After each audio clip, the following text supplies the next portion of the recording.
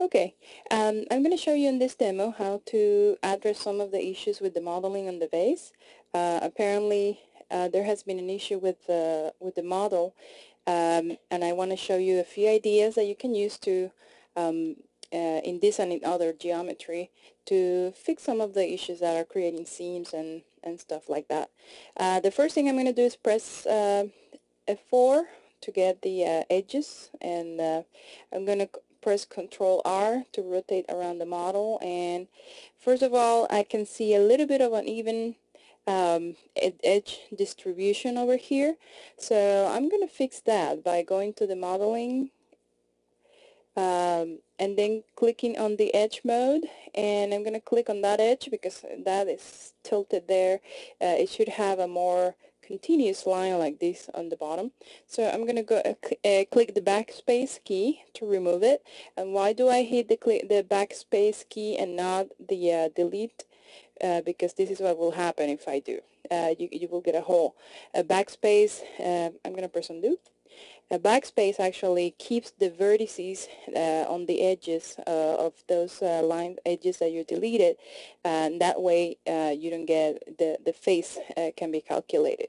So I'm going to press backspace, and I'm going to do the same here because these guys aren't looking very nice to me. This one, just let's make it a little bit more even. So there you go, press Control R again, and I have something to work with over there.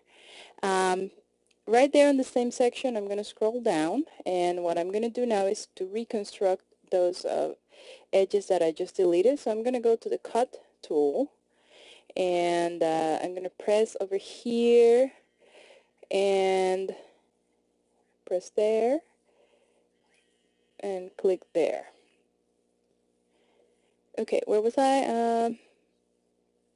Okay, we created the edge, the new edge, and I press right click to get out of it. And I'm going to recreate this one again by pressing here, and if you notice, it kind of snaps on previously created vertices, so we'll deal with those in a moment. So I'm going to click there and right click. Again, click. See that, there's two vertices that is snapping to over there, but I don't want any of those, so I'm just going to click there and right click. So that way I have recreated the edges that I just deleted. Okay, so I'm going to get off the cut tool so that I can move. If not, it's going to not allow you to do anything. So when I go to vertex mode now, you see that I start seeing the little offenders over there. You see this one over here, so we just press backspace to get rid of it. We see this one over here, press backspace to get rid of it too. And if you notice, we have two over here that are kind of hanging, so I'm going to press the control key to select them both and press weld. If it doesn't do anything, like in my case, I'll open the option box and I'm going to look for a better angle. Let's see, I'm going to start increasing the options here until I see those two guys snapping together. So just keep going. See if I can, there you go. If I click and drag it, it does it much quicker. So then I press the OK button, and now it's all welded. Okay. So far we have fixed that side. I noticed that if you want to move that, up, you can always do that too, to kind of like line it up more with the other vertices that you have. We have yet another mess down there on the bottom.